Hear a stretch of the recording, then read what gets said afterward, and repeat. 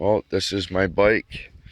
It was 66cc, $150 motor off of eBay. What I did was I modified it quite a bit.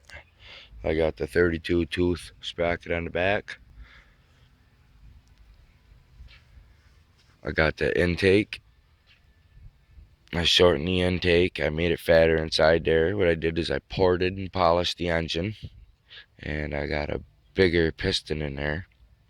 Bored it out 15 over, and it has the expansion chamber, which is Pro Circuit.